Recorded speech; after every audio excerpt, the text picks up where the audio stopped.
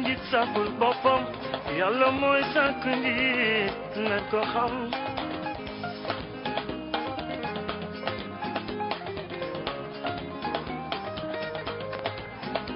dañ la wóolu dégg la ci bopp bi waaye du sa yëf li nga war mo jaajëf jërë ngeen jëf si seen ànd ak rajo Gox bi FM téeméer ak ñaar bu tombal benn kàddu gi di bàyyi ko fii si ginnaaw raay su ngeen déggee bàkk boobu ngeen xam ni nag seen émission locale gox bi tàmbaleeti na tey nekk sunu 3e numéro ginnaaw ba ñu fi dalalee waa Ngoy waa Ndangalma wa tey nag ñu fas yéene ànd ak ki nga xam ne ni moo di le maire sortant bu la commune de Ngogom mu di monsieur Baboucar Ndiaye nekk tamit candidat donc au conseil départemental de Bambey donc encore di la soit un appel rek ñi nga xam ne nii ñoo di tous les candidats ku si bëgg a bokk si émission bi rek mën ngaa ñëw jokkoo ak ñun incha allah ñu jox la temps d'antenne nga dérouler sa programme daal di woo say militants ak ñu ni mel ngir rek ñu daal lay jàppale si élection yi kon balaa ñuy gën a sori rek dañuy jox kàddu gi ki nga xam ne nii moo di monsieur le maire Baboucar Ndiaye mu daal di nuyoo kon yéen a ngi ànd si émission bi ak Abdou Fall monsieur le maire ñoo ngi lay nuyu bàyyi la nga nuyu ak auditeur ak auditrice yu rajo Gox bi FM. maa ngi leen di nuyu kenn ku ne ci turam ak santam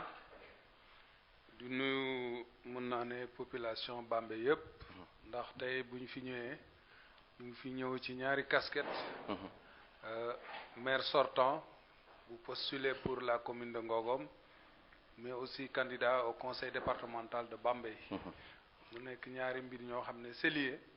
donc continuité la donc ci la ñu war a addu tey ba tax na aussi ñu ngi nuyu population Bambey yëpp nuyu aussi acteurs politiques yi nga xam ne ñoo bokk langue bi nuyu aussi les acteurs économiques parce que boo nee politique wax économique képp ku yëngu ci biir département Bambey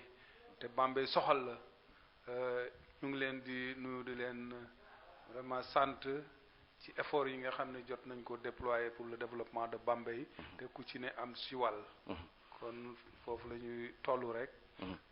di nuyu ñëpp ñi nga xam ne daal ñoo bokk ci langue bi. jërëjëf voilà ma ngoog mu nekk monsieur Baboucar Ndiaye Baboucar Ndiaye sànq bi ma lay présenté nee naa da ngaa nekk candidat pour le conseil départemental de Bambey donc da ngaa fas yéene jóge si maire ba ñëw si conseil départemental bi donc tey c'est à l'échelle départementale nga bëgg a briguer donc tey dañ lay bàyyi rek nga présenté wu d'abord ndax xëy na waa Ngogom xam nañ la mais ñi nga xam ñoo di les 11 communes yi restantes xëy na xamuñu la donc nga defaat sa présentation gën a fàttali yaay kan ak sa parcours fi nga jaar balaa ñu dugg si waxtaan wi. waaw xëj na pour ñu mën a wax suñu parcours yëpp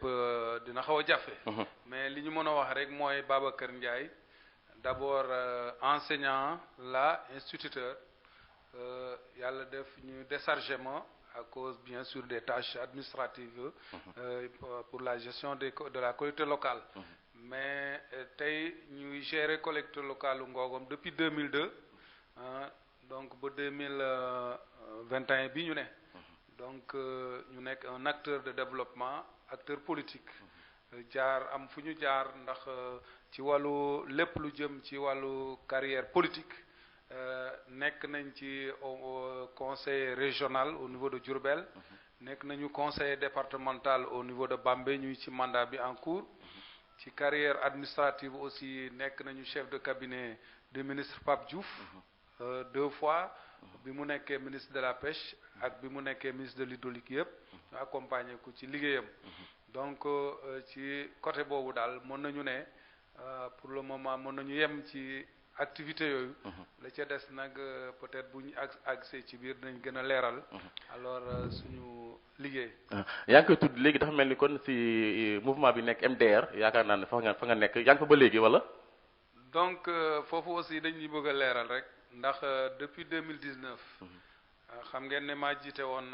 la coalition Benno Bokk Yaakaar oui mais bi élection yi desee quelques jours ci la démissionné parce que li ko waral mooy dañu ma àndoon ak samay naataango Benno Bokk Yaakaar ñu amoon lu bëri loo xam ne vraiment dañoo bëggoon mu am Ngogom lu mel ni ambulance état doon joxe dëkk yu bëri Ngogom bokku ci te Ngogom ëpp infrastructure sanitaire ci département Bambey bu ñu fi mënee jox fukki ambulance te benn ambulance duggul Ngogom mu ne woon ci suñu xeex beneen bi mooy l'emploi des jeunes parce que Ngogom combat bu mës a ñëw daf koy remporter dans tous les bureaux mais ndaw yi xëyu ndaw yi nekkoon loo xam ne gisuñu woon ci suñu bopp surtout jeunes yi nga xam ne ñoo nekk ci commune Ngogom financement DER yi ngeen doon dégg ak yeneen financement yëpp nekkoon loo xam ne tur dëgg rek lañ ci doon am mu nekkoon nag vraiment ay frustration au niveau de la population ñu porté ko en tant que leader ànd ci ak waa Benno Bokk Yaakaar ñu jëloon nag décision yi du ñu parrainer d'abord bu yàlla def parrainuñu bu élection yi ñëw aussi ñu continuer suñu xeex ne ñun balaa ñuy mën a alors continuer nekk ci Benno Bokk Yaakaar dañu tase ak président de la République jéem ko maintes fois réussir ñu finalement ñu mujj a jël suñu décision man ma démissionné alors dem créer sama mouvement bi ñu tuddee mouvement pour le changement dans l'unité et la solidarité muy MCUS ci laa nekk ba yàlla def bi ñuy war a jubal élection locale yi aussi ci wàllu candidature yi alors ñu jël suñu responsable ñun ñu nekk ci mouvement bi ñu ne dañuy seet koo xam ne xëj na am nañu convergence de vue am nañu aussi gis-gis ci wàllu politique mais aussi xëj na li ñu charto ak moom muy amélioration conditions de vie des populations de Ngogom et du département de Bambey dinañ ànd ak ci loolu ci la ñu gis ne Bougane Gueye alors nangu na ànd ak ñun ci loolu ci vraiment termes yu clair loolu waral aussi mouvement bi mujj alors dem ci bannière la grande coalition Gëm sa bopp bu Bougane Gueye daal. dinañ si dikkaat léegi mais tout à l'heure bi nga wax sa présentation wala sa parcours dafa am benn étape boo xam ne yàpp naa ne sote nga ko ndax en 2019 dafa nekk benn épisode boo xam ne nii bu xawoon sombre la wax dëgg yàlla jëloon nga décision mais malheureusement après la nga si doon séntu amoo ko ndax dañ laa gagné donc sa commune mais après boobu aussi da ngaa demaat nga su ma juumul dem nga réew mi da ànd ak Idrissa Seck te donc demaat dans la mouvance présidentielle nekk Benno Bokk Yaakaar tey encore nga génnaat fa donc nooy mën a expliquer ce yo-yo politique là dem dëkk bi. waaw du yo-yo politique sax ça c'est du réalisme politique vous savez man depuis 2002 ci 2002 laa mos a ànd ak pouvoir ndax xam ngeen ne ku ne fii au département Bambey xam nga ne ñoo samp président de la République ba mu ci dugg. C'est au niveau de l'UGTL man ak ñoom Fada ñoom Moussa Sy et tout ci laa duggoon PDS très jeune boo sax élève laa au lycée Limamoulaye après à l'université ma continuer bi ma ñibsee la ànd ak ñi ma fi fekkoon ñu jox ma parti bi au niveau de Ngogom ma dem élection en 96 booba aussi j'étais dans l'opposition avec Ablaye Wade en 96 ma am 5 conseillers le doyen Mbaye Diouf bu LD alors gagné parce que boobu gestion concertée la woon population yëpp Bambey Sereer ak li ko wër ñoo bëggoon vraiment aussi candidature Mbaye Diouf jàll yàlla def mu nekk un acteur bu ma saluer ndax bu ñu amee courage politique mën naa ne ci moom lañ ko jëlee donc ñu jógee foofu dem élection en 2002 sous les couleurs du PDS ñu gagné mais 2 ans lañ ci def rek en 2004 ñu am problème ñun ñi nga xam ne ñoo ne woon ancien yëpp au niveau du PDS ñu génnee suñu leaders yi ñoom Pape Diouf ñoom Idrissa Seck ñëpp par solidarité aussi ndax ñoo àndoon xeex bi ba muy metti en 96 ci la ñun itam ñu ànd ak ñoom ci loolu def nañu tout nag le PDS pour maintenir ndax fukki commune ak ñaar yi Pape Diouf gagné woon yëpp man donc maa desoon au niveau par exemple de l'opposition maa nangoon génn ak ànd ak Idrissa Seck mais tout le reste ñoom ñëpp mujjoon nañu rallier bon bi nga defee noonu en 2009 ci élection 2009 alors ñu dem ci récépissé Idrissa Seck tu vois ñu gagné commune bi encore ñu dem en 2014 alors Pape Diouf créé parti donc mais bi ñuy dem booba fekk na le récépissé du MDR génnagul ñu dem ci MRDP gagné élection yi donc tu vois kon nga xam ne ñun dañuy seet fi ñu doy rek fi ñu am conviction ñu dem ca 3e mandat lañ ne malgré li ngay wax ne yooyo la c'est pas du yooyo c'est du réalisme dañuy xool fa ñu doy gis nga élection bi nga wax nii ne dañu ko gagné en 2019 j'ai quitté à 5 jours des élections 5 jours élections fan nga mën a campagne et pourtant j'étais le 2e ah li ma gars yi rawee ku ne xam na ne bariwul ay 178 voix. ah 178 voix nga gagné ko koo xam ne yow tu as reçu 6 millions. kii dërëm jotu ko du ci Idrissa Seck du ci Massamba du ci kenn sama poche laa demee campagne ànd ci ak samay nit. alors on se retrouve ak deuxième à 6 jours des élections. mais xam nga ne kon bu ñu campagne woon dugg ci dëkk yi. def ni ñëpp def xam nga ne kon bon 2019 waxatu gi woon. ñu rapporté. nee nga nekkul yooyu politique kon dans ce cas lan mooy conviction politique bu monsieur le maire ak wala idéologie tey démb yaa ngi ànd ak nguur tey yaa ngi ànd ak opposition donc. idéologie non xam nga kan laa àndal. population yi laa àndal. population. mais amoon na benn instant nekkoon nga dans la mouvance présidentielle Benno Bokk Yaakaar. moom laa la ne. waaw. bi ñu demee ba ànd ak Idrissa Seck. vous savez ce qui s'est passé. Idrissa Seck bi ñu demee gagné alors en 2009. alors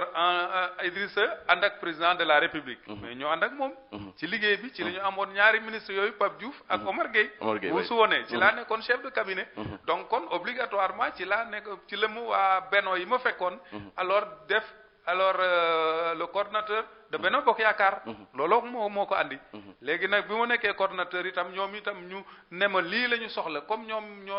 ñoo nekkoon parti au pouvoir. ñoom ñoo jël décision yi ne du ñu parrainer. jël décision ne du ñu voter tant que pour kii wuñu président il faut ma topp leen. bi mu leen toppee bu mu gis ne wax dëgg fa yàlla ñoom itam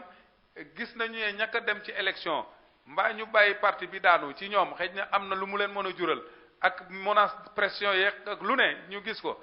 ci laa man ma jël sama responsable man du ma wocc boo pare di ko lekk. waaw man xes naa jox ginnaaw APR ak Benno sax laay wax mosuma dugg APR donc man damay continuer sama combat. ci laa wut un cadre bu ma mën a tax man itam ma dem ci nit ñi. waxtaan ak nit ñi en 6 jours. alors ñu rawee ma li ma rawee. ma ànd ak aussi des éléments yu nekkoon ci Idrissa Seck te ànd ak moom ñoom Ibrahima Sène. vraiment ñu def liggéey bu am solo loolu moo ko waral donc man population yi laay àndal. une fois de plus c'est pas les partis ça c'est des cadres.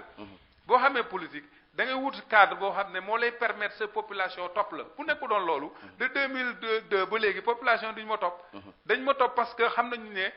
bu ma xesee dugg ci cadre alors intérêt population yi yoo tax ma ne foofu kon tout le temps maa ngi sam intérêt boobu tout le temps maa ngi dellusiwaat ci ñoom je suis le seul maire résident nga xam ne mën naa ne voilà des années mosuma fanaanuma ba Dakar des années fanaanuma Dakar tout le temps bu ma demee Dakar je retourne le soir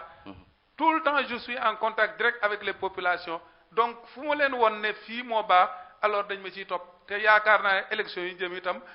gis naa ne lu bëri def nañ ko dinañ ci dellusiwaat léegi bu boobaa alors de ñi fi ne am nañu yaakaar ne dinañ reconduire suñu candidature pour ñu continuer liggéey bi ñu doon def. sànq sa biir wax ne nga depuis 2002 ba léegi yaa nekk donc maire bu Ngogom mu nekk 19 ans. 19 ans yàgg na trop fukki at ak juróom-ñeent. tey boo ñu doon defal sa bilan donc si lu gàtt rek balaa ñuy àgg si yeneen points yi loo ñuy wax. ndax léegi dinaa ci dellusiwaat mais dama bëgg rek 19 la yooyu bu mu lay yem. xam nga li tax mooy. yow da nga nekk ma jox la exemple nga nekk sa waajur. nekk mbaa nga nekk ak sa grand frère. mu ne ci kër gi di def lu baax. da nga naan li ngay def lu baax yàgg na léegi da nga fay war a génne man ma jël sa place. nit ki tant que mu ngi def lu baax. di ko defal askanam di ànd ak ñoom lu xew mu ànd ceeg ñoom. bu ñu gis âge bi. ndax kuy def lu baax kay dañ ko war a encourager. yàggaay amul. xam nga lan moo am. jëriñ askan bi jëriñ askan bi moo am solo boo jëriñee askan bi ñoo xam ne gis nañu seen bopp ci li ngay def gis nañu seen ñoom ñoo may teg fii teguma sama bopp ci malu yàlla ñoom ñoo bëgg ma ne fii yàlla ñëw def ko monsieur le maire xam nee nga yàgg na askan bi ñoo la fa teg mais aussi man bi may préparer émission bi donc wax naa ak ñenn ñi mais nee nañ vraiment bilan bi ba léegi des na quoi ba léegi problème yi à Ngogom des na fa donc pourquoi tey nga bëgg bàyyi Ngogom ak seen problème bëgg ne da nga yóotu li nga xam ne moo di conseil départemental dinañ si dikkaat ci kanam mais ba léegi dañ taxaw ci bilan bi rek budget Sénégal mu fi mu toll 5 milliards 5 milliards yu tegal waaw te ba léegi am na dëkk yoo xam ne ci Sénégal amuñu ndox amuñu courant amuñu dispensaire amuñu case de santé président de la République moo yor budget Sénégal bu sañoon loolu yëpp génn fi te mënu ko ñun aussi à Ngogom commune bu demee ba ngay ñëw 11 villages ñoo ci am ndox tey tous les 41 villages ak amoo confondu yépp ku ci ne yaa ngi sa ndox à la maison dëkk boo demee ba ngay ñëw ñaari dëkk ñoo amoon courant Bambilor ak Ngogom état di la jàppale boo 2021 nga génne sa budget def courant Mbari Ale def courant Ndoukoumane def courant Kër Aliou Diouf Kër Ibra Diop ak Wadji fi mu toll nga nekk à 100% courant waa ana commune bu ko def 100% courant la dese mooy extension muy Kër Sanu muy Kër Madiaw ak Mbayla rek yooyu ay extension mi ngi bëgg a bëri ah mi ngi bëgg a bëri de la limale loolu non tu n'as pas compris yooyu c'est pas des villages c'est pas des villages ça c'est des hameaux boo déggee hameau mooy extension tey par exemple Bambilor ak Silane ak dëkk yu mag yu Mbare ak yeneen yépp mais boo demee da nga war a def extension ci bilan bi la ba parce que yow da nga fixé woon des objectifs nga ne en balaa ñu ak ci 2021 par exemple tous les chefs lieux de village fi nga xam ne chef de village fa lay yeewoo tu auras 100% ñëpp am nañu 100% la cee des Bambey gi am na poche boo demoon tey mbay dëkk courant ba nekku fa boo demee ci yeneen quartier courant am nekku fa loolu mooy extension mais am nga courant fépp fu kilifa di yeewoo fépp pratiquement fu école nekk fu dispensaire nekk fu lépp luy infrastructure nekk kon kay xam nga ne am nga 100% loolu ay amoo la yoo xam ne tey bu ñu yàlla joxaatoon pour kii bi ñu jëlaat commune bi dans le premier budget rek ñu àggale leen parce que loo xam ne motul même pas 20 millions yow nga dégager des millions pour faire 5 villages donc ça c'est une priorité boo xam ne c'est vite dégagé leneen li mooy par exemple santé tey Ngogom mooy première commune bi nga xam ne moo am 6 postes de santé 6 cases de santé ak 2 mutuelles amul benn commune bu ko am limal ma ko amul nga ñëw ci au niveau scolaire Ngogom moo am tey 24 écoles élémentaires amul benn commune bu ko ci am 7 maternité école maternelle Bambey gi sax amuñu 7 maternelle nga am 3 collèges ak un lycée l'élève ne fait pas plus de 2 kilomètres tey pour dem ci kii da ngay gis sax village bu amal boppam sax école y a pas amul benn commune bu ko def y a que Ngogom qui l'a fait dans la région on est au peloton en matière d'infrastructure donc kon les services de base mooy l'accès à l'eau l'accès à l'électricité l'accès à l'éducation l'accès à la santé lii Ngogom atteindre na ko en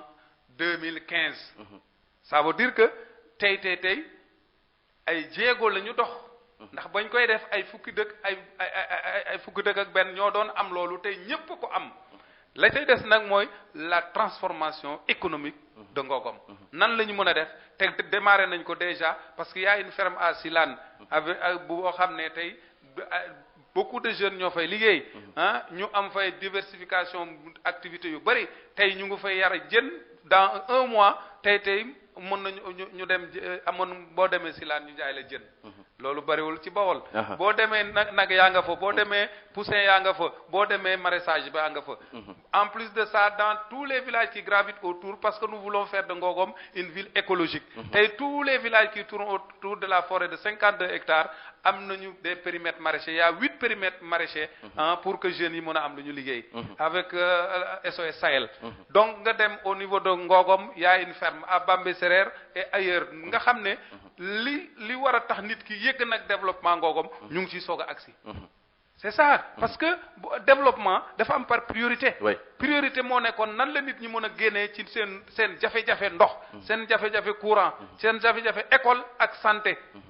tey loolu c'est réglé on a construit des maternités pour que par exemple si la nekk poste de santé on a construit une maternité pour que Palen nekk nekk du moins un poste de santé on a construit comment dirais-je un logement infirmier pour que kii Njakalak nekk donc ci suñu mandat 3 postes de santé créé nañ ko fekk 3 postes. macha allah monsieur le maire donc dama lay dog mais mu nekk ay réalisations yoo xam ne lim nga ko mais teewul 2019 ba nga génnee laaj ay voix maanaam pour élection yi gars yi dañ laa woon ginnaaw loolu aussi noo ko expliqué. loolu li nga comprendre lul. waaw wax naa la ko léegi. dama la ne 178 voix lañ ma gars yi. waaw mais bu ko xeeb tamit. 178 dama lay wax rek.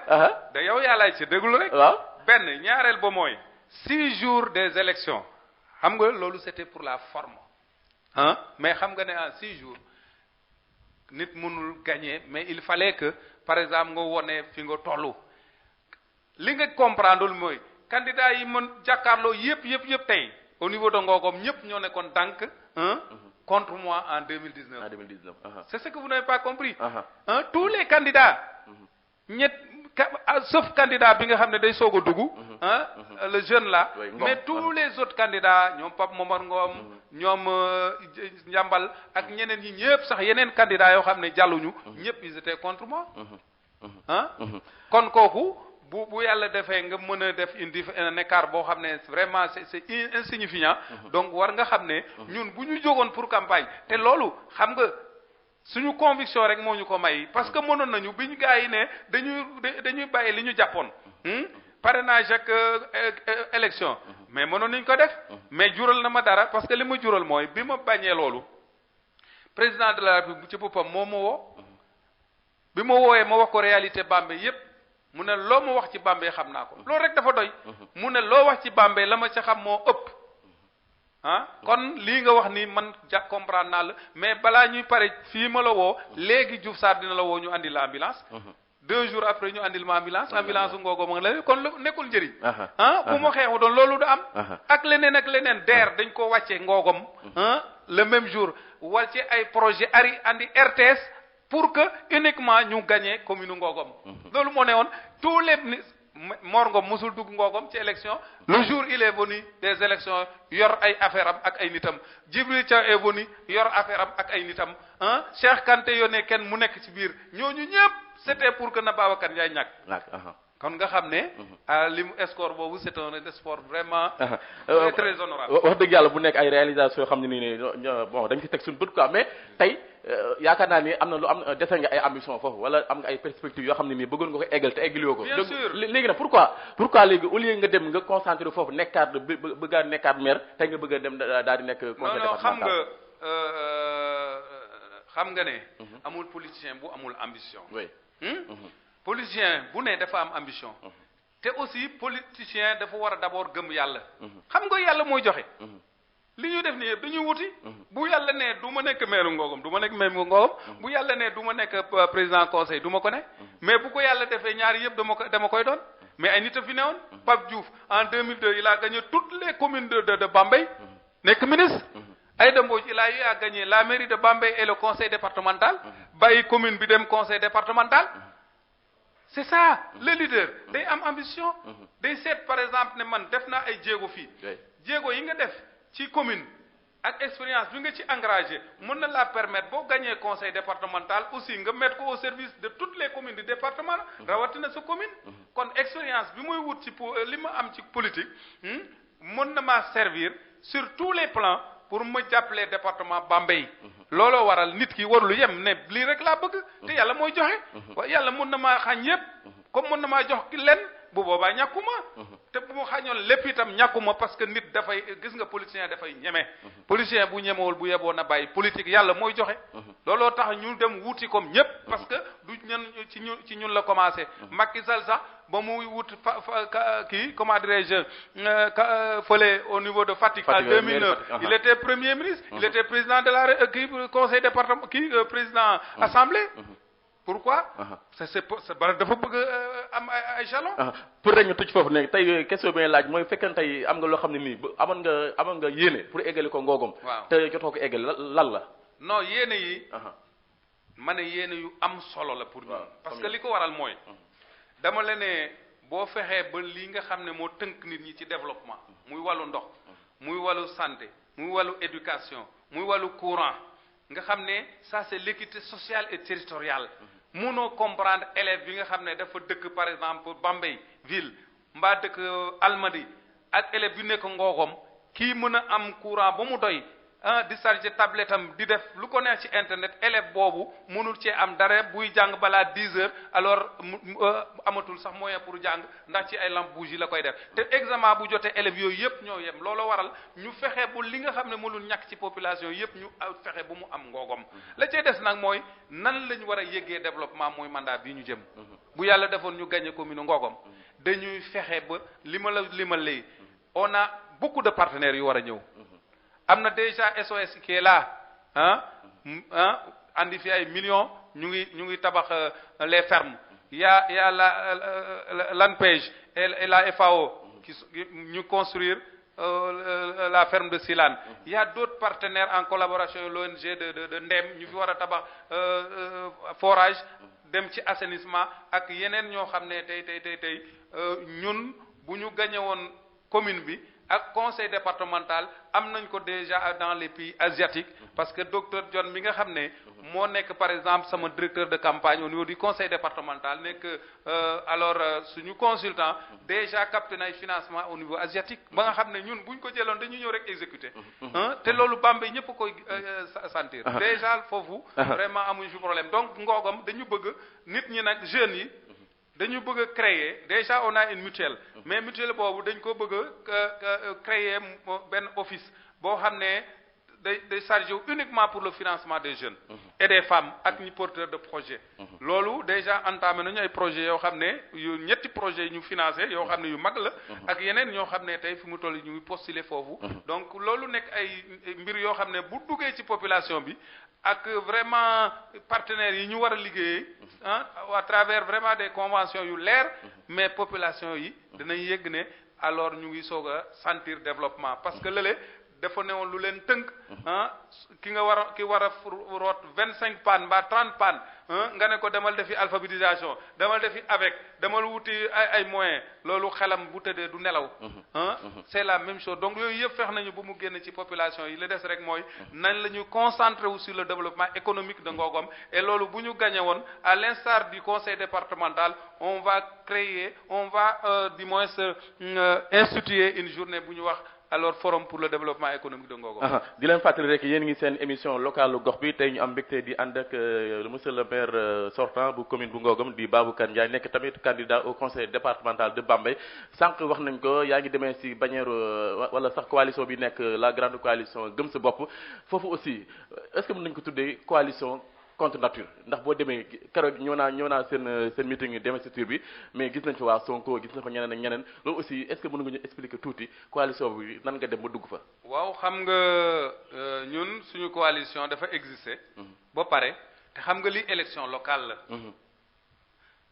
bu ñu réere mbir ne élection locale c'est les compétences locales. c'est les acteurs locaux. population yi nga xam ne ñoo bokk. foofu c'est indépendamment de parti. looloo waral ñun ñu ànd ak waa Pastef ànd ci aussi ak nit ñoo xam ne ñu ngi doon yëngu ci beneen nekkoon Benno Bokk Yaakaar doon yëngu foofu tey ñu rejoindre ñu donc compétences yooyu la ñu réunir pour mën a vraiment promouvoir un développement durable dans ce département là. mais pourquoi le choix de Bougane Gueye Dany? non xam nga man li ma xaw a jaaxal tuuti ci Sénégalais yi. ñu ci bëri dañoo stigmatiser. non boog dañu am fu ñu teg Bougane xam nga lan moo ko waral dara waralu ko mooy ci candidat yi.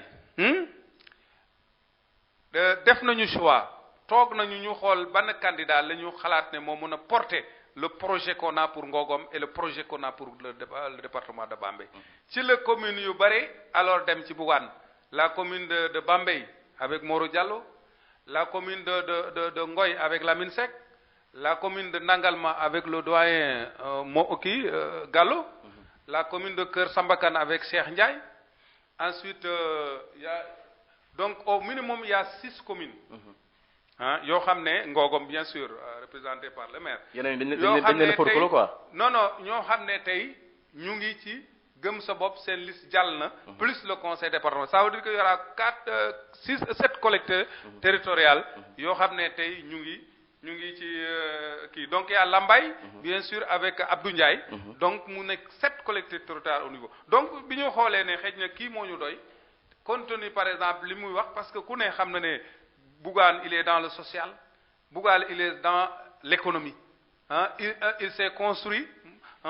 une économie pratiquement tout seul fexe na ba instituer ay entreprises ay sociétés yoo xam ne ku ne xam ne dafa marche day dox kon ñooñu xalaat nañu ne ki nga xam ne dafa taxawal ay mbir te ay moyens boppam la état jàppale ko kenn jàppale ko ba mu egsi fii mais ku mol noonu ni ko trouvé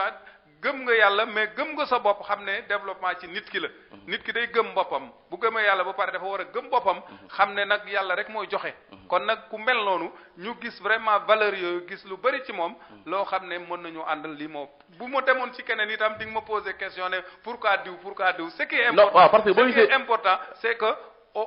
on s'est retrouvé autour alors d'un programme autour des idéaux yoo xam ne gis nañu ne ak des valeurs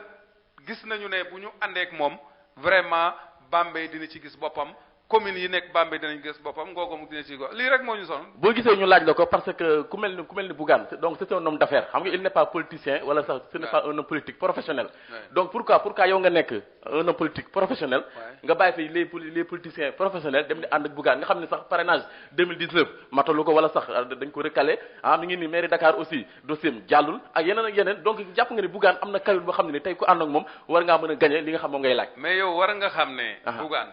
li muy drainer fii mu toll ci monde amul benn politicien bu koy drainer xam nga ko te bu mu. mais nag bu déglu rek loolu du baromètre de Bougane aussi mobilisation du baromètre. attends ça c'est des faits. mobilisation du baromètre. Il y a d'autres faits. beneen fait technique. Bougane déposé na 236 collectivités locales fii mu toll 236. ça c'est des faits. 236 communes tey ñoo xam ne dañuy compétir. te moom jàll au niveau de Dakar. non xam nga lan la problème mu Dakar. loolu comprendre nga ñëpp a ko war a comprendre mu ngi mel ni bi may daw au niveau de Ngogom gis nga bu nekku doon le jeune là qui est près de moi là Ibrahima ñi ngi mii nga xam ne dama am ci moom confiance ak ñoom Demba seen équipe alors ba ma dawalee jëm ci département bi rek ma jox leen li nga xam ne moom mën a kii rek bàyyi leen ñu demal seen bopp ñoo dem déposer seen liste amul benn observation à Lambaye benn observation dugg rek génn alors ñëw fekk si ma au niveau du département may déposer département tu vois non mais attends xam nga différence bi mooy bi ñuy jox l'autre là les listes là mais wax na ko nee na am na ñu mu sax maîtriser wul parce que boobu mu xelam yépp mu ngi woon ci nan laay def ba mën a valider sama candidature au niveau de la Médina Bamba Fall léegi nag Bougane ci cofeelam comme moom il est de Dakar moom bëggul vraiment mu dégg ne jëlaat na beneen coordinateur teg ko fi mu ne ko non comme Bamba yow fekk si nga ñu dañ lay jox listu Dakar bàyyi ko léegi loolu confiance la woon bi Bamba demee di daw ci listu Médina war a daw ci listu Dakar am ñu bëri ñu mu maîtriser wul te ñun dañ doon toog ba guddi ñuy woote ay téléphone sax ñuy andil ay nit xam nga loolu il faut nga am équipe bu mel noonu Ngogom nga xam ne dafa huilé wu yàgg ci élection am équipe boo xam ne ñoo doxal liggéey bi yépp nga xam ne tegoo sa tànk Lambaye mais ça c'est pas tout le monde c'est donné à tout le monde loolu moo ma permettre ma mën a am liberté de marche fii au niveau de Bambey ànd ak samay gars yi tous les représentants maa ngi leen di saluer 12 collectivités locales yépp ku ci ne itam nga envoyé ma say dossier jàppal ci ñu jàpp vraiment ci liggéey bi te foofu aussi itam ñu ngi ci saluer alors Moro mi nga xam ne moom la àndaloon ak équipe am boobu Bambey ak aussi Ibrahima Konté ak équipe am ak ñu bëri ñoo xam ne dañoo ñëw fekk suñu ci liggéey bi ba loolu mën a yemb kon loolu c'est pas donné à n'importe qui loolu mooy problème bi mais du leneen non boo gisee xam nga sànq da nga ne sax bon Bougane parce que gis na li muy drainer si ay ful ma la ful wax dëgg yàlla loolu yomb na trop yow 2019 dal na la drainer nga ay ful mais ba nga ko defee malgré ça dañ laa gagné élection non drainer wu ma ful malheureusement mais yaa nga def ay caravane def nga ay caravane non 2019 ma ne 2019 j'ai fait on t'a suivi ñun suivre nañ la waaw mais dama ne waaw caravane bi ma def waaw mooy bi ma defee déclaration rajo Bambey voilà un point suivi déglu rek bi ma paree dama def Bambey bi muy egg si Bambey Sereer il faisait 23 heures ñëpp tëdd nañu campagne ba Bambey Sereer boo gisee ñu gagné ma c'est à cause de Bambey Sereer parce que dugguma ko Bambey Sereer au moment où tous ces candidats sont concentrés à Bambey Sereer man dama xam ne comme mbir mi ñun ñoo bokkoon xeex bi bu à 6 jours du ma jaral may dem alors nekk ak ñoom ci terrain yi waxante loo day mel ni contradiction la nit mënoo nekk ak moom ba 6 jours ba pare ngay tase ak ñoom ci terrain bi di ku ne di wax déedéet kon tax nit ñi dañuy jëppi loolu tax ma génn directement dama génn rek Bambey Sereer dugguma Bambey ñu nekk Bambey Sereer xam nañu ne jour bu ma defee caravane boobu jóge Bambey ñëw 23 heures fekk ñëw booba laa gëj a campagne Bambey Sereer ba ni mais ça va Bambey Sereer ça fait 7 bureaux kon boo demee ba par exemple ñu lay rawee 178 fois mais xam nga ne yaa am problème bu nekkoon ne concentré wu naa ñëpp concentré wu def 14 jours yi ñu def am moyens yi ñu am te xamal ne gis nga 6 millions yi nga xam ne ñoom la état joxoon man mii la ñu woo pour vous dire man mii la ñu woo ndax bi nga xamee ne président tranché na les choses ne le maire de Ngogo bi reste à sa place te dama ko ciy gërëm financement yi nañ ko jox ñoom ñu ñàkk pexe parce que ñu bëri ñu ngi jàppoon beneen candidat ne moom la ñuy jox xaalis président tranché ñu woo ma ne ñëwal jël si xaalis bi xam nga lan laa def ki ne woon sama adjoint ci coalition boobu Benno Bokk Yaakaar moom laa ne demal jëli xaalis bi mu jëlee xaalis ak t-shirt ak tout yor oto jubal sama kër ne maa ngi ñëw fan la toll ma ne ko demal sa kër yóbbul xaalis bi sa kër yow yaay seddale du ñu waxoon ne du ñu seddale yow yaay seddale t-shirt yaay seddale tissu yaay seddale xaalis koo joxul ci xaalis bi kii na man nag à partir d'aujourd'hui sama mandat ak yéeg jeex na ndax bu ma bàyyi woon te jotu leen ci xaalis bi bu boobaa dañ naan waa Benno Babacar ñooñu ko xay bu ma fekkoon ne par exemple aussi itam fexewu ma ba Ngogom am ambulance dañ naan maa leen xay ambulance am na seen xaalis jot ngeen ci man maa ngi dem ak samay loxoy neen jël sama xaalis plus de 600 000 def naa ko en 6 jours ci sama xaalis ak samay gaa kon nag xam nga ne vraiment bëgguma woon yàqu-yàqu looloo taxoon bëgguma woon ñu dugg ci terrain parce que boobaa on sera contradictoire devant les populations parce que dañ naan ñii 6 jours ñu ngi ànd di def ay réunion ba tey ñu ngi sànnante xeer man du ma def loolu sama politique ku ko xam-xam ne politique u liggéey la politique u par exemple joxe ay valeur wane ay jikko mais kenn mosul dégg ne maa ngi wax ak nit lu mu warul wax ak moom ndax lii dafay jeex wax naa ko léegi bon yaa nekk candidat pour le conseil départemental keroog fekk nañ sa meeting d'investiture wala sax bi ñu ne voilà gis nañ fi bon vous êtes entouré de cadres ay ñoom docteur Alioune Dione ay Modou Sène communication ay Pascal bon ce sont des hommes mais est-ce que ñooñu jàpp nga ne boo ànd ak ñoom parce que aussi est-ce que ñoom am nañ base boo xam ne ni tey mën nañu andi mbooloo pour tey ànd ak yow ba nga gagné li nga xam ne ni moo di conseil départemental mais xam nga ñun dañu am andi innovation parce que am na politiciens yu bëri yoo xam ne boo leen waxoon tey ne sa bilan sa programme di moins mënuñ la ko wax. dinaa ci ñëw après. dinañ ci ñëw dinaa ci ñëw waaw. dama lay leeral ne. ñun dañu am innovation bu ñu andi. semaine passée Pascal boobu ngay wax Jabaay. il a fait Dingiraay Baba Garage Kër Sambakan. ñu jox ko mission mu dem foofu pour. bu ñu gagné conseil départemental nan la ñuy def ba coopérative rurale yi nga doon dégg au temps de Senghor te mu nekkoon li nga xam ne moo tënkoon chef moo yoroon développement rural ñu jox ko mu dem parce que moom expert la bitim réew la nekkoon taxawal ko fu bëri kon xam nga ñun xaaruñu pour gagner dañu commencé fii ñu tollu seet ay compétences doomu Bambey yi ñoo xam ne am nañu xam-xam ci ay domaines donc du problème bu base kooku politiqueul Jabaay politiqueul dañ koo jël mais docteur Alioune Dione moom day politique déglul xam nga kooku waaw docteur ñaari casquette yi la yor casquette politique ak casquette consultant ñun biñ koy choisir xam nga docteur Dione le même jour bi nga xam ne wax nañ ko mu defal ñu situation bi comme noonu kii Mor Sène def ak noonu nga xam ne moom la kee def Jabaay ci lañ ko demandé moom mu ñëw def si moom itam un exposé sur le développement territorial mu wax fa lu leer lu am solo lu tax ñun en séance tenante ñu concerté wu ñu ne kii mun na nekk suñu directeur de campagne parce que li ko waral mooy non seulement moom politicien la ci Pastef la mais deuxièmement bu ñu gañee dañuy soxla ay compétences te bu loolu passé ñun bu ñu gañee woon premier acte bi ñuy def mooy mettre sur pied et institutionnaliser alors un forum économique pour le développement social et de Bambey. Bon keroog aussi mobilisation wax dëgg yàlla mbooloo mi bariwul woon. donc boo ko comparé ak meeting d'investiture bu Yewwi Askan Wi jàpp nga ni aussi donc ñi nga xam ne ni ñoom nga jàkkaar loolu tey ndax. fan la mobilisation bi amu doon. yéen seen bos. si suñu réunion boobu bien sûr mais loolu assemblée générale la. waaw mais ba léegi rek le militant était invité. non attends quand même faut pas faire de confusion. xam nga. ñële dañ nañ ko ba ñuy def seen investiture ci stade lañ ko def bien sûr man ba may def sama investiture boo ñëwee Ngogam xam nga ne def nañu investiture ak Bougane vidéo yaa ngi jàll lii assemblée générale la woon xam nga li ñu retenir woon mooy les 12 collectivités locales les plénipotentiaires ak seen équipe cadre ñu ñëw ci réunion bi kese ci la moorone ay information de masse yu mel noonu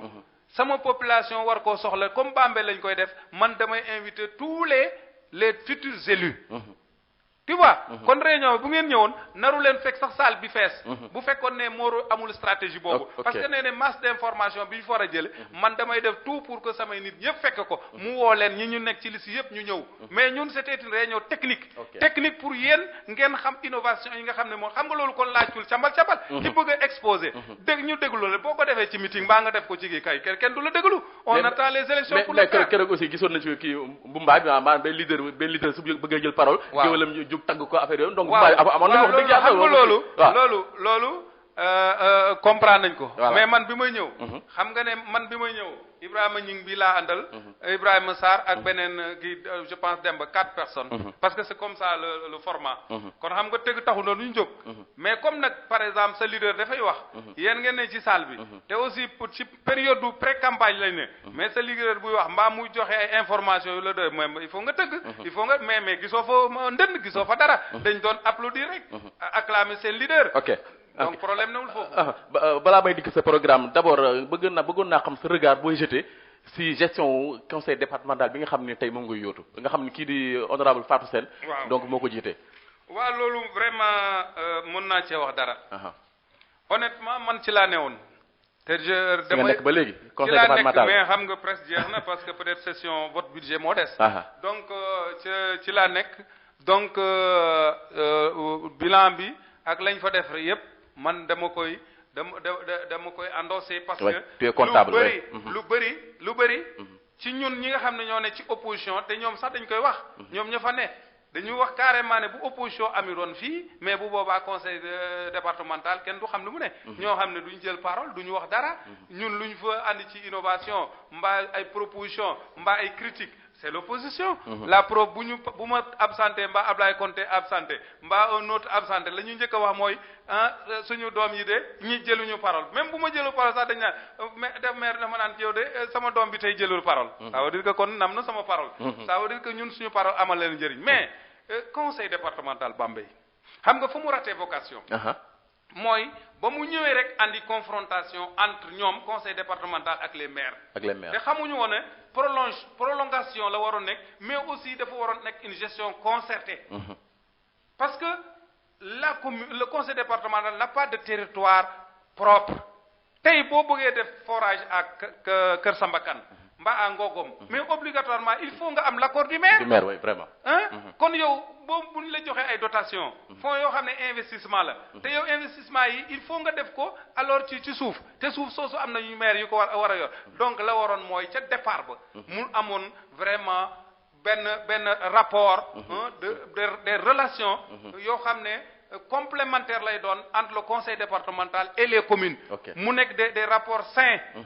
mais dès le départ dañ ko jële comme xeex d'ailleurs bu ñuy ñëw Ngogom mbaa ñuy dem feneen du ñu taggu sax maire ba seen responsable politique yi la ñuy jël alors ñu ñëw foofu di leen tàcc ñu wax lu leen wax dem loolu mën naa tax nga xam véritablement le développement économique d'une commune non le leader le manager le maire nga xam ne moo yor par exemple vraiment la voix de toute une population boo ko sotee bëgg a dem feneen mais doo dem loolu moo nekk gestion conflictuelle bi amoon au lieu mu nekk une gestion concertée mu nekk une gestion conflictuelle entre les deux entités les différentes entités là ba tax na pratiquement c'est le fiasco ils sont passés à côté d'ailleurs ça bi ñu demee à Baba Garage pour mettre sur pied pour ma yoon ànd ak ay partenaires au développement waa Aquitaine mais foofu lu ne lañ fa gis ay xeer lañ fa jëlee parce que ba ñu àggee man conseil départemental la ñu invité ma dem fa ñu dem fa alors le maire yëgu ko il a dafa jëlee ay nit ba nit ña ñëwee mais dañu tas mbooloo ma noonu la ñëpp si ay dembooj ak ñëpp même il a fallu par exemple le recours de la gendarmerie pour ñu escorter ay dembooj ba génne ko Baba Garage est-ce que loolu mën naa tax par exemple développement am mënul nekk donc kon loolu c'était le fiasco de départ beneen bi mooy nan nga mën a comprendre conseil départemental di def un report de 100 millions en investissement 100 millions am na at boo xam ne 100 millions budget bi comme tey budget 2021 ñu exécuté ko ba mu jeex ñu dem 2022 yóbbu 100 millions jëlee ko ci 2021 parce que exécuté wuñ ko ci li Bambey am ci jafe-jafe xam nga même bu newoon ne sax benn maire bu ne mbaa même bu newul maire les groupements yi nga xam ne sax ñoo affilié ak yow ku ci ne nga ne ko tegal ma programme mu tegal le programme à raison de 10 millions par commune mais on éponge l'argent qui est là. est-ce que jàppoon ni ka ko jiite mooy problème bi. mais effectivement parce que foofu laa bëggoon ñëw. il y a non seulement un problème de compétence. il y a un problème de conflit comme ni ma ko waxee léegi. ak yeneen yoo xam ne c'est-à-dire une gestion boo xam ne aussi tam c'était vraiment gestion boo xam ne mën naa ne dañu écarter les compétences de Bambey. Il travaille seul avec les services techniques ARD services techniques non le développement de Bambey doomu Bambey ñoo koy def. du keneen ba mu ñëwee y a les artisans qui sont là. y a les tailleurs qui sont là y a les maçons qui sont là y a l'IRAP qui est là un laboratoire. IRAP à côté. Il y a l'ONG Ndem nga xam ne lu ne def na ko ak ñeneen partenaires yoo xam ne tey boo leen associé woon ci sa gestion loo soxla nga am ko. parce que ñooñu dañu nekk ci monde rural xam ko des années am ci ay projets yu bëri ñu teg lañ lañ soxla pousse leen rek ñu dem. pousse donc li ngay jot ci appui que ça soit des fonds de dotation des fonds de concours ou bien des fonds propres mais appuyer leen. boo leen appuyer rek ñu dem. le centre artisanal bay ñu bàyyi fële Bambey. mais même si la faisabilité technique n'est pas bonne parce que tey un centre artisanal nga def ko ba ca alba mais rien que pour le valoriser le conseil départemental waroon naa taxaw boo centre boobu taxaw rien que par exemple le centre commercial bi ñu def pourquoi à côté mënuñu woon boobu dara nekku fi ñu prévoir un centre artisanal mu nekk accessible jege population yi tous ces artisans toutes ces personnalités yi nga xam ne ñoo nekk ci Bambey waaye Bambey waroon naa dépasser fii ñu jëlaat encore université Bambey mu ne fii université Bambey l'ISFAR nekk fii le CNRA nekk fii ak des ingénieurs à en finir nga xam ne sur le plan de développement agricole élevage loolu donc bu ñu travailloon le conseil en concert avec ces structures là rek te j'ai signé man au conseil municipal de Ngogom des conventions avec ces gens là aspect technique yëpp ñoo ma ko yoral te du ma ci def dara parce que ça rentre dans ce qu'on appelle même si c'est pas la RSE la responsabilité sociétale mais dans la responsabilité sociétale alors d'une université boo xam ne dafay joxe xam-xam loolu buñ travaillé nag moom rek uniquement CNRA donc mënoon na nekk le grenier du Baol ñaata suuf la ñu bàyyi fii jeunes yi amuñu fu ñu dem ndox maa ngi 5 forages yoo xam ne ñu ngi fi ndox maa ngi doy ingénieur suuf saa ngi doy mais le conseil daal loolu mooy liggéeyam. mais aussi yéen aussi est-ce que amu leen si benn part de responsabilité en tant que conseiller départemental ngeen nekk fa nekk ay cadres est-ce que aussi da ngeen ko waroon bàyyi moom rek mu jël ay décision est-ce que aussi yéen a ngi doon waxtaan. bu ngeen déggee session ma ne li gën a graaw. mooy li ñu mujj a def. avec les 500 000 yi ñuy joxe commune. tournée bi ñu def temps yi avec les AVEC. yow nga bàyyi bu ñu nee élection 2 mois la. nga jël alalu conseil départemental. ñun bañ koy voté moi j'étais dans la j'ai refusé ak man ak Modou Fall ak ñoom Conté ñëpp ñu bañ on n'a pas voté. parce que xamoon ñu ne. c'est un moyen d'aller en campagne. yow nekkoo maire. d'abord la faute qu'on a à Bambey c'est d'avoir un président de conseil par procuration. c'est ça. mais gis nga liñ naan yëbonte galgal ubul lamb nit ki mënul taxaw fële di la def loo mënul nekk donc ñun suñu erreur mooy seen erreur sax la parce que loolu seen bëgg-bëgg la woon mooy gérer avec des gens yoo xam ne ils sont incompétents la nga soxla ci ñoom alors loo wax ñu def ko loo bëgg ñu def ko loolu da ngay écarter toutes les ressources de Bambey loolu moo waral tey kenn bokkul ci gestion bi ba ñuy def les avec là dañoo bañ mais tey bi ñu demee bu war a def tournée mais pourquoi Aïda Mbodj jiite tournée boobu moo jiite tournée bi ak rajoom ak ñëppam fu mu dem ne avec yi maa ngi leen waaye 500000 lu mu mënal Ngogom 500000 lu mu mënal Baba Garage 500000 mais dafa am yoo xam ne c'est ridicule tu as fait un mandat de 7 ans mënoo fexe ba Ngogom au moins bénéficier de 10 millions 20 millions 30 millions ngoy noonu keneen noonu Baba Garage noonu ngay jël ay 500000 di woo te boo demee woo say nit alors jox leen ne dama leen di organiser bu ma gagné Massamba ak Mademba loolu c'est ridicule. bon li ma doon wax sànq rek booy yéen aussi vous êtes bon d'une part vous êtes responsable parce que yéen a fa nekkoon te aussi nee ngeen Aïda Mbodj moo doon gérer par procuration mais aussi est-ce que jotu woon aussi ngeen dénoncé ko ba mu jotee mais tey yii ñëpp da ngeen bàyyi ba à la veille des élections gis ngeen temps yële alors am na certains conseils départementaux yu organisé woon benn conférence de presse pour dénoncer nekkat on utilise les fins mais loolu ñoom la engagé. waaw donc ñoom non. mais est-ce que ba ngeen waree wax waxoon ngeen. non attends. il faut faire la part des choses. ñun ñi organiser collectif yi. man Modou Fall. bu nangal ma. Ablaye Conté ak les autres maître Pape Sène ñu mel ma ne tout le temps saa ñu mosee wax dañuy wax mais dañ leen mettre en minorité ñoom Djibril Thiaw et tout non par rapport ak xam nga neen ko médiatiser ñëpp yëg ko waaw mais non xam nga tax ñu médiatiser ko waaw c'est que dafa def entorse à la loi ok faute de gestion la def loo xam ne ay population ñoo ko war a am ñoo ko war a moom yow nga jiital sa parti ne foo dem ne damaa ñëwagul campagne jotul mais damay installer ànd ànd suqali je ne sais pas comment s'appelle son nom là ànd nangam léegi 500 000 francs yi maa leen ko jox mais faute boobu mu def amalgame boobu mu def conflit d'intérêt entre li population yi moom ak li nga xam ne mooy parti bu mu kii loolu moo nekkoon faute bi taxoon ñu kii ko ñu attaqué ko te yàgg nañu di critiquer parce que coup de seetaan bii passé conseil bi ils n'ont pas accepté d'ouvrir la radio nanguñu war rajo bi nekk en direct parce que dama ci revenir sur tous ces cas là won leen ne c'est pas normal li ngeen def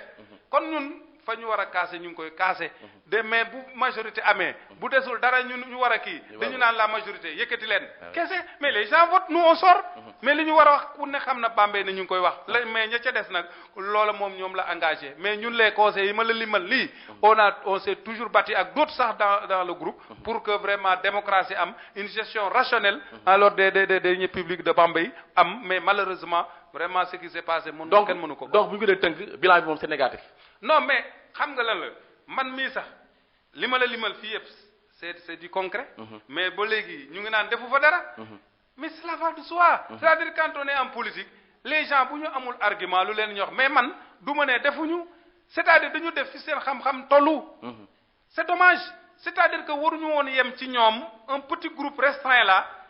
ak des services techniques pour le développement de Bambey dafa war a weesu foofu dama ne bu ma jëloon conseil départemental Bambey sama première journée bu may institutionnaliser annuellement mooy par exemple l'organisation de ce forum là forum pour le développement économique et social de Bambey toutes les compétences de Bambey même les ñii nga xam ne ñoom la ñoo nekk des candidats au maire là nekk Bambey ak feneen maa ngi jokkoo ak ñoom di dem sax seeni kër ndax xaw ma ëllëg kan mooy nekk maire fii mu tollu maa ngi leen di visiter j'ai été chez Mbaye Touré j'ai été chez Astako te noonu laay continuer ak ñoom ñeneen ñi te maa ngi ci waxtaan ak Moro ak yeneen candidats yi nekk département Bambey yépp kon nga xam ne ñun suñu vision dafa dépasser élection dañu bëgg bu ñu gañee ñun waa Bambey ñu toog nag ak ressources yi fi ne parce que da nga may foofu rek ma ñëw waaw li ñu dee dese waxtu bari wala damay ñëw foofu xam nga Bambey ñetti mbir donc mën na koo régler mooy les ressources humaines wax naa la ko. léegi mu ngaa duggaale programme benn yoon rek. voilà les ressources humaines. Bambey li mu compté ci ressources humaines. Jéeri Fall mi l'ISFAR. ak université ak yeneen institut li ñu génnee ci ay tey doomu Bambey yu bëgg a liggéey. kenn xamul ni mu toll. boo doon répertorier kenn xamul ni mu toll. mais kenn bëggul parce que boo ñëwee lu ci bëri dañ lay xeex. da ngay andi say idée andi say kii war ko concrétiser ñu xeex la nga dem sa yoon dem di ko valoriser sax dans d'autres communes ba dans d'autres départements loolu moo fi war a deñ département Bambey waa Bambey ñoo ko mën a développer Macky du ñëw di ko développer keneen du ñëw fii di ko développer nañ associer tout le monde à la gestion une gestion concertée bu amee ressources yi fi ne université nekk fii ak yeneen xale yi am ci lu ñu liggéey mais bu boobaa ñu avancé foofu dinaa ci marqué benn pause. gis nga l'université de Bambey. warul nekk uniquement un cadre de réflexion pour Bambey mais dafa war a nekk un pourvoyeur d'emploi. et je le dis solennellement. gis nga Bambey ñun bu ñu gagné conseil départemental am na yoo xam ne dootuñu ko nangu ci. parce que keroog am na ay jeunes yu def benn conférence de presse ne kat dañ koy dénoncer ndax tous les emplois. feneen lay jugee alors que dañuy bàyyi doomu Bambey. et je rends hommage à Zapata. le jeune Zapata avec toute son équipe. ndax ñoom ñooy doxal loolu ñu ngi jokkoo ma ak moomee. ndax man am na benn jour benn femme bu Bambey interpellé sur ça ma ne ko leen andi leen ma tous les dossiers ñuy déflaté. tous les dossiers. mais xam nga Bambey di ñu ragal. ma ne leen andil ma tous les gens déflatés. moi je vais porter le dossier auprès du préfet. je vais le porter au niveau de l'administration. c'est pas normal. mënuñu Bambey bañ ko créer ba tey foo dem ci région yi boo demee Bambey nga fekk la mu nekk un creuset des emplois. mais nan nga mën a de 200 emplois nga génne ko ci Bambey. ba génne tous les fils de Bambey. mais Bambey ñoo bàyyi suñu suuf si suñu maam ñoo ko moom man samay papa dafa amoon suuf ak ñeneen. ñu joxe suñu suuf nangal ma ak ngoogom tey tous ces gens là ñu génne leen université parce que y a un comment dirais-je benn président Crous bu dëkk ci benn région andi ay nitam yépp ñëw fii di leen luyeel ay jigéen 50 000 ay 60 000 mais doomu Bambey doo luyeel kenn mais kooku c'est aberrant te aussi il faut le reconnaître Bambey manque de leader gis nga un leader bokkul ak manager on manage les collectivités locales mais un leader on porte la voix des populations l'autoroute Ila Touba ce qui nous est arrivé toutes nos terres sont expoliées la base de chinois est là jël suñu suuf di def lu leen neex forage yi ñu gasoon yépp ils ont mis des pierres yàq forage yi ne fii yépp autoroute Ila Touba tey Bawol amul fu ñu wàcc foofu laa jógee nii Njum ak Njuujuuf ñu koy déplorer pour descendre il faut descendre à Khombol ou bien au niveau de Bambey pour mën a dem Lambaye ça c'est les leaders qui devaient porter ça te seen premier marche ba ñu amoon Bawol yi fi yëpp j'étais le seul maire à être sur l'autoroute Ila Touba une autorité m'a appelé pour me dire qu'un maire ne marche pas ma ne ko je suis pas un maire je suis un citoyen de Bambey te avec Zapata waxtaan nañ ci je suis prêt à les accompagner même fi ma nekkagul fi mu président je suis marche bu ñu organiser je serai au devant kon bu ñu jëlee conseil départemental dinaa ci ànd ak doomu Bambey ñu xeex li fi ne doomu Bambey nekk ci département yi gën a ndóol ay emploi yu toll ñooñu am fi yaakaar juddu nit ñi liggéey di faj seen soxla nga ne tanget ñooñu dem jël ay nit teg leen mais loolu warul métti Bambey waa bu ne loolu c'est le premier cheval de bataille boo xam ne ñun conseil départemental danañ ko def parce que conseil départemental la présidente il est membre du conseil d'administration il est membre d'office il est membre aussi de l'assemblée de l'université d'office ainsi que le maire de Bambey pourquoi ces gens ne portent pas la voix des populations c'est ça le problème u Bambey loolu la donc kon ñun ci ressources yi la ñu bëgg a teg Bambey au Bambey waa fexe ba Bambey li fi ressource li fi comme muy CNRA bi muy feneen muy université Bambey yi ñu joxe ko waa Bambey mais aussi itam ñu fexe ba ressources yooyu ñu jëfandikoo leen pour le développement économique de Bambey beneen bi mooy les avantages comparatifs j'en ai parlé de l'UADB université ak tout ak même kii comment dirais l'URAP l'URAPD bi ak l'ONG Ndem mais ñooñu li ñu capitaliser ci expérience li ñu capitaliser ci lu mën a yokk doom aadama université nekk fii CNRA nekk fii mais l'avantage comparatif bi mooy l'attractivité territoriale avec l'autoroute Ila Touba nga xam ne Bambey est devenu un monde ouvert Bambey est devenu une commune ouverte nga xam ne fu la neex nga jaare fa ñëw Bambey mais loolu dañ ko war a mettre au service de Bambey def doomu Bambey dañ ko war a yëg te ba léegi Bambey mënul dem mi gën a pauvre dañ koy citer les départements les plus pauvres combien de camions sont garés combien de véhicules passent par Bambey c'est la pollution atmosphérique qu'il crée à Bambey au lieu de créer pour le développement de Bambey c'est le problème qu'on doit régler monsieur le maire danga may may parce que waxtu bi jeex na dama la bëgg wax ne xam naa dinañu amaat beneen jotaay mais léegi rek dinañ am inchallah bu campagne bi ubbee ndax instant yi xam nga CNRA dafa teg seen exigence ba xam pré campagne lañ nekk bon dinañu amaat beneen jotaay inchallah bu élection yi jubsee mais question bi rek bi ma lay laaj mooy est-ce que lépp li nga wax donc sa programme wax dëgg yàlla c'est un programme très noble mais est-ce que di nga mën jàpp ne dina yomb tey dina yomb tey waa Bambey woteel la ndax ngoogam wax dëgg yàlla vous êtes bien aimé là-bas bëgg nañ la trop am nga bilan bu positif mais c'est pas seulement ngoogam qui va voter pour le département liggéey boobu nan lay demee waa liggéey bi bu yomb la li ko yombal mooy am nañu 6 communes yoo xam ne ils sont avec nous mais li ma la wax nii di dem ñun ñu ngi dem ci responsable yoo xam ne sax nekkuñu ak ñun parce que li ñu bëgg mooy ëllëg si biir ku fi yàlla teg ñu ànd ak moom loo tax dañu commencer vraiment raffermir les relations ça veut dire que tey les autres communes ñu ngi fa ak suñu responsable ils vont voter pour nous te fi mu tollu dama ne problème mu vote nekkatul couleur parti loolu il faut ñu génne ko suñu bopp gis nga département bi amul kenn ku ma fi gën a bokk département bi amul kenn ku ma ko gën a xam semaine passée j'étais à Caxar j'ai fait le tour j'ai fait Gawane j'ai fait pas mal de localités yoo xam ne man maa nga fay dem dans les prochains jours avant le début de la campagne je vais faire le tour ak sama mission yi nga missionnaires yi may envoyé ñu war a samp loo xam ne day jàppale kon yow daal déjà commencé nga sa campagne quoi. non maa ngi sama campagne xaaruma tey maa ngi jógee ci meeting. ñaari meeting à Ndioudiouf. doog a ñëw fii ça veut dire que su ma xëyee maa ngi ci département bi beneen le matin le soir maa ngi ci sama commune. donc fii mu toll problème mu population yi ñoo war a gëm seen bopp. seen population yi ñoo war a xam ne ñun ñii seeni doom seeni mbokk xam monde rural te kenn gënu ko xam ne liggéey bi ñu bëgg ci monde rural bu ñu ko joxee incha allah ku nekk di nga sëgg sa bopp boo wotelee sa candidat commune ba pare ñëwal voter le conseil départemental pour Babacar Ndiaye foofu nekkatul gëm sa bopp. gëm sa bopp mooy bannière bi mais le parti la personne de Babacar Ndiaye moo war a importer nit ñi. bu ko defee ku ci ne muy tailleur yi muy menuisier yi muy artisan yi muy maçon yi ñëpp ñi nga xam ne dañuy yëngu muy enseignant yi ñëpp ñuy yëngu la santé bu boobaa dinañ xam lan mooy gestion parce que ñëwuñu ci projet yi. mais nan nga mën a comprendre incha allah dina am benn jotaay nan nga mën a comprendre alors des CM qui payent pour leur gardien ak maigre ressources yi am ci CM yi. ak maigre ressources yi am ci lycée yi. le conseil loolu compétence kii la man bu ma jëloon commune conseil départemental. bépp gardien bu ne ci CM yi les 14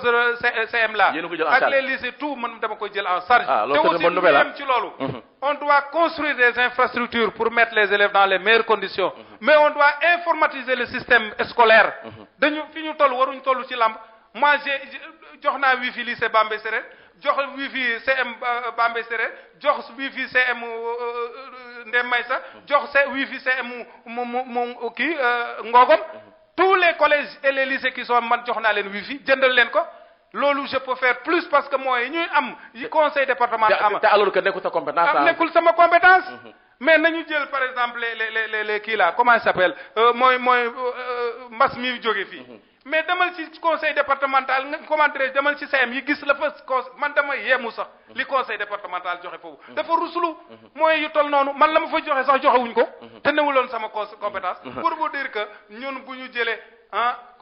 département bi waa département dana yëg ne alors seen candidat mu ngi soog a ñëw te foofu dañ koy acte ci foofu lay terminer te nga bàyyi beneen jotaay rek dama bëgg les six G yi ma bëgg nga jàppal ma ko te bëgguma kenn piraté ko nag yow ci sa rajo laa ko les 6 G la gestion concertée muy benn la gestion axée sur les résultats muy la gare la gestion suivi évaluation la réduction des comptes la gestion foncière la gestion financière yii laa bëgg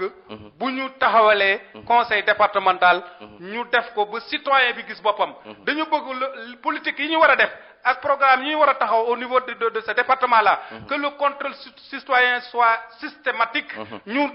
créer même un organe local de contrôle de la gestion du conseil départemental te loolu citoyen ñooy xel di chaque année ñooy xel di mesurer xam exactement ndax li ñu waxoon defal nañ ko Bambey ou defaluñ ko Bambey donc fii la ñu tënk suñu programme jox leen ñu département Bambey di ngeen xam ne li fi nekk bokkul ak li ñu leen war a proposer. wax dëgg yàlla ambition yi macha allah donc am na njariñ programme bi aussi wax dëgg yàlla macha allah man de bi ma si gën a jàpp rek mooy li nga ne di nga jàppale éducation bi loolu moom vraiment gars yi ñu ngi koy déglu baax a baax mais li ma bëgg laaj mooy est-ce que am ngeen moyen pour mener seen campagne parce que tamit da ngeen jàkkaarloo ñoo xam ne ni dañoo am xaalis donc am doole donc. mais xaalis léegi mu jeex rek mu gaaw 30 secondes. en 30 secondes jeexaloon naa la ko léegi bi ma la joxee cas dama ne en 2002 laa mos a ànd ak pouvoir 2002 gagné en 2009 avec l'opposition gagné en 2014 avec l'opposition donc c'est pas problème xaalis xam nga lan la nit ñi gis ki leen doy te bu li wóor te wóor mooy département Bambey xam nañu ne doy naa leen ndax xam nañu ne maay seen avocat ci côté bu ne te incha allah bu ñu ma joxee département Bambey mooy yi nga xam ne moom la ñu yor mooy population yi andi ci ñun pour jàppale ñu ci liggéey bi moo ëpp fuuf ndax nit ki bu gisee boppam ci dara doo ko laaj